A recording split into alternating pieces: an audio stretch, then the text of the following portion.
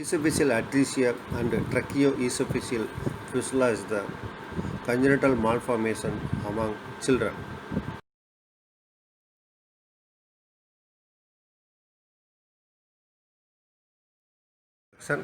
The esophagus is the food pipe which carries the food to the stomach. Trachea is the windpipe that carries the air into the lungs. Normally, the esophagus and the trachea are separated. This is the normal anatomy of the trachea and the esophagus. So, trachea is present in anteriorly and esophagus is present in posteriorly. Four pictures shows first one is normal anatomy and second one atresia only, the third fistula only and fourth atresia plus fistula. Esophageal atresia. Atresia means narrowing. There is no connection between the upper and lower part of the esophagus.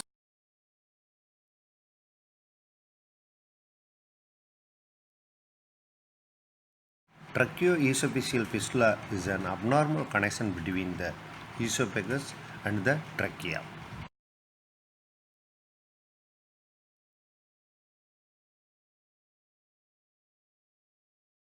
Four pictures shows first one is normal anatomy and second one atresia only, the third fistula only and fourth atresia plus fistula.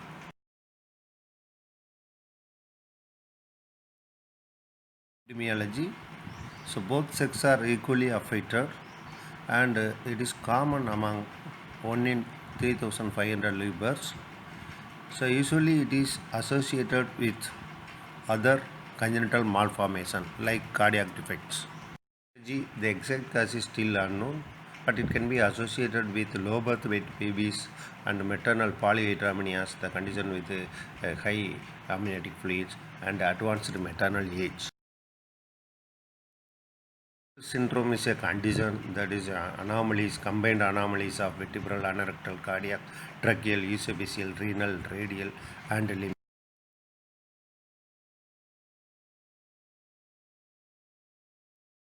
Physiology.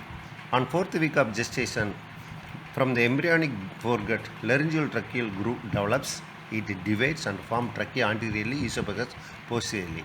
So the failure of this separation is caused the tracheoesophageal fistula. Types.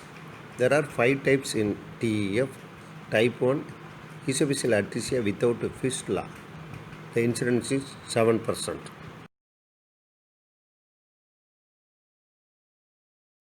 Type 2, the upper segment of the esophagus is open into the trachea. The incidence is 2%.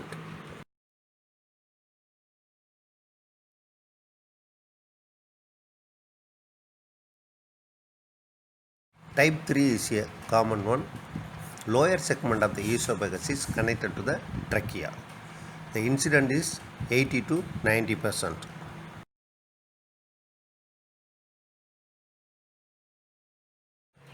Type 4 is a rare condition. It is less than 1% of incidence. So both the upper and lower segment of the esophagus is connected to the trachea.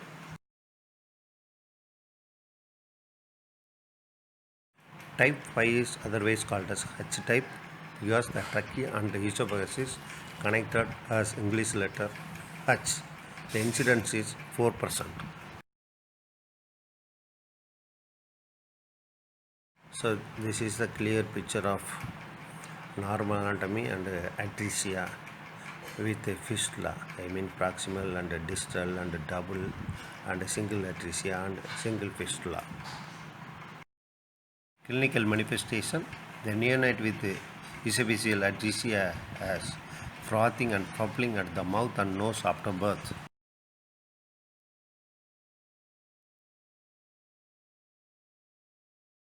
These are cardinal symptoms of tracheoesophageal fistula: coughing, choking and cyanosis.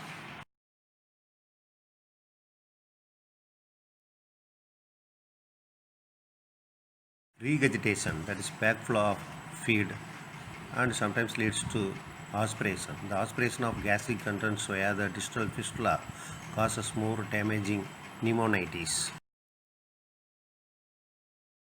Expired air entering the stomach causes abdominal distension in the newborn.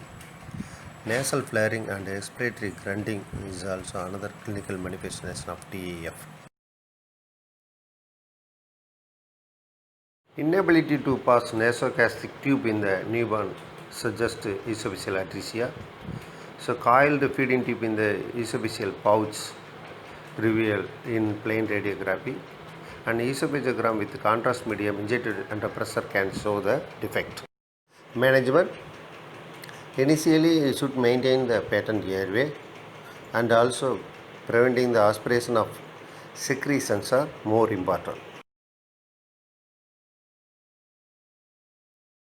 Child should be placed in prone positioning, so it minimizes the movement of gastric secretion into the distal fistula.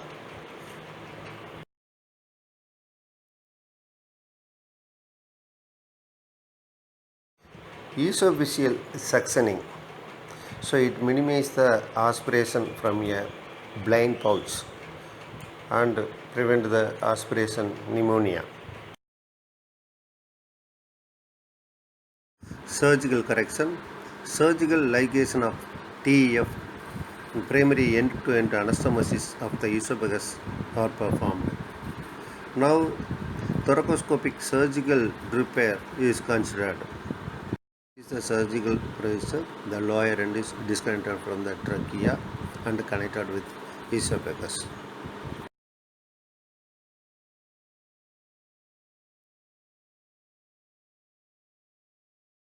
Nursing management: ensure safe swallowing. So place suction equipment at the bedside and suction as needed. So place nasogastric tube and connect low intermittent suction. So aspiration prevention is other nursing management. Elevate the head of the bed to 30 to 45 degrees while feeding the child.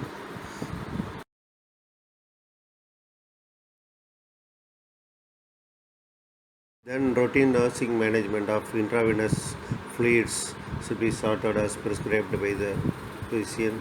Monitor intake and output chart, and evaluate the electrolyte and glucose level of the child, and maintain the patent airway. So possible nursing diagnoses are impaired gaseous exchange, impaired swallowing, and a risk for injury related to the surgical procedure.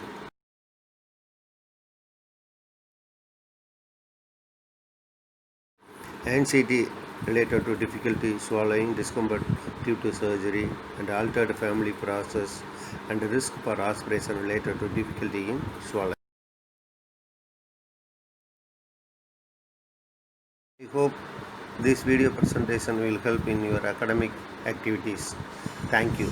Please subscribe and comment your valuable thoughts. Thank you.